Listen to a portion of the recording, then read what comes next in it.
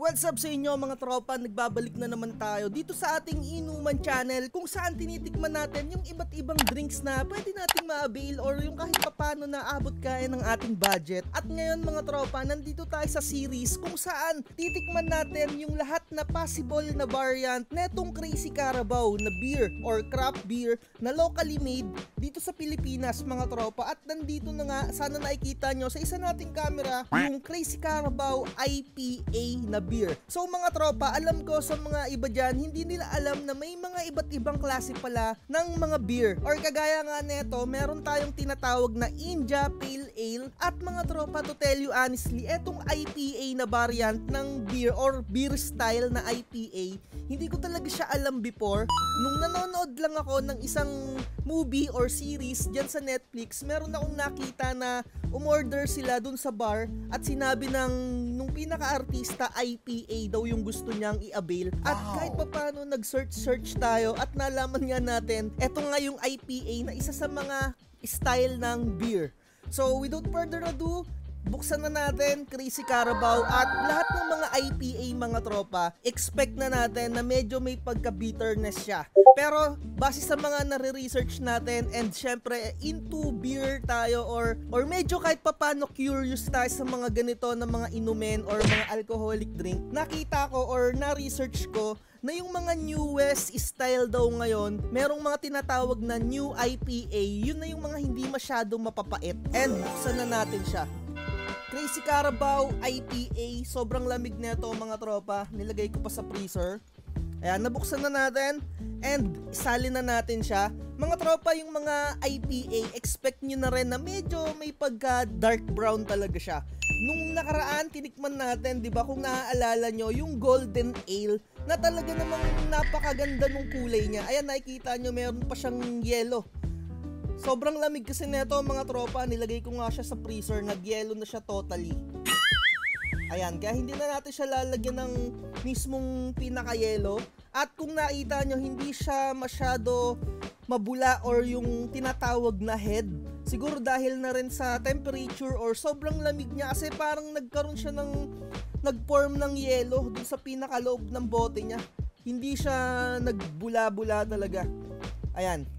Pero anyway, nakikita nyo naman, kung naaalala nyo yung kulay nung nakaraan, talagang medyo golden yung kulay. Dahil Golden Ale yung style nung tinikman natin na Crazy Carabao. Pero when it comes naman dito sa IPA, talagang makikita mo yung pagka-darkish niya. Ayan. Parang nakakatakam ng inumin mga tropa, no? And ayun, no, nakikita nyo, bumubula-bula naman kapag hinahalo-halo natin. Wala tayong beer mug na basag kasi hindi pa ako naaabili. Dito muna tayo sa snifter glass natin mga tropa, no? Ayan. So, amuin muna natin kung ano yung makukuha natin or maipapaliwanag ko sa inyo na aroma na itong Crazy Carabao IPA. First time ko pa lang siyang iinumin mga tropa, sa totoo lang. Ginagawa? Kagaya nga ng sinabi ko sa inyo, yung Crazy Carabao parang meron talaga siyang tatatak sa inyo or meron siyang flavor profile na once na mainom or maamoy mo, malalaman mo talaga na etong beer na to ay Crazy Carabao. Subukan yung bumili ng 3 variant or 2, malalaman nyo yung sinasabi ko na alam nyo yung signature nila. At sasabihin ko sa inyo kung ano yung signature nila, medyo meron silang pagka-fruity notes. And when it comes naman dito sa IPA, sobrang lakas nung pagka-fruity note niya. Unang-unang amoy ko pa lang, ang lakas na talaga nung pagka-fruity note niya. Talagang bumubulusok sa inong ko na parang nakakatakam, yung tipong ang sarap ng inumin. Meron akong nakukuhang parang peach or mango na amoy dito sa IPA. Hindi ko ma-explain kung ano pa yung ibang prutas na nakukuha ko, pero parang mixed fruit yung nakukuha kong amoy mga tropa, pero napakalakas nung mango aroma niya or yung mango smell profile niya. Daddy, chill.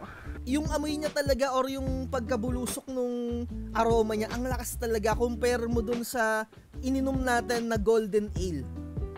Siguro i-rate natin ng 5 yung aroma niya na as meron siyang fruity note talaga, napakalakas ng fruity note. Yung bitterness niya mga tropa, di ba, usually kapag mapait yung beer na iinumin nyo, parang nafe-feel mo na kagad or maaamoy mo na yung pagkapait niya. Dito hindi, parang na-overpower talaga nung pagka-fruity note.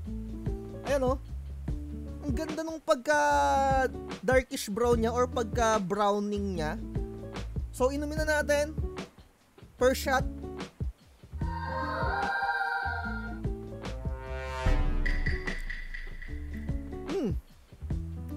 Not bad mga tropa, no?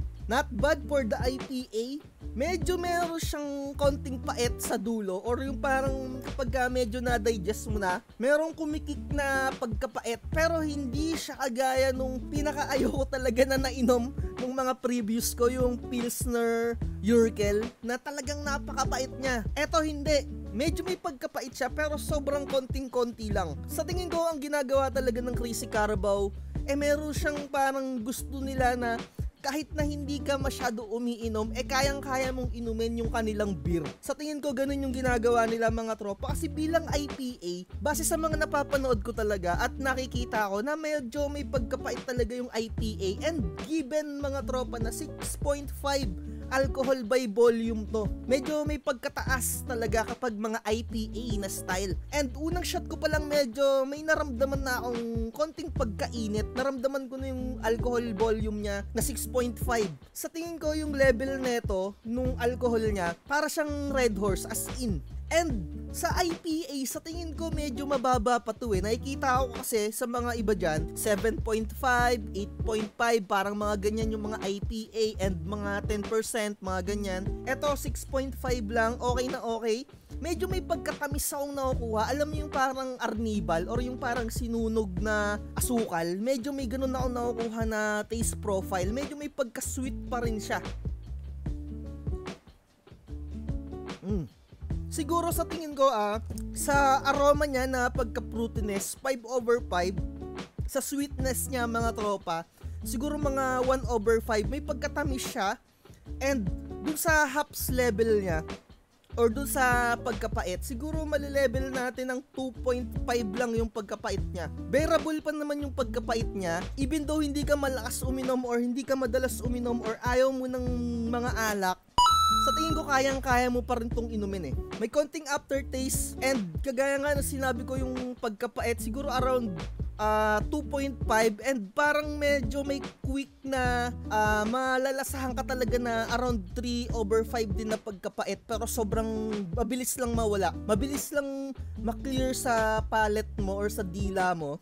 Hindi naman siya dry beer mga tropa, smooth beer siya, smooth na smooth siyang inumin. Napaka-fresh din nung finish niya, may nararamdaman or may nalalasahan na akong freshness. Tipong uhaw na uhaw ka, tapos bigla kang iinom or wala kang makitang something na tubig dyan. And kapag ininom mo to, masarap naman, may konting backfire lang talaga.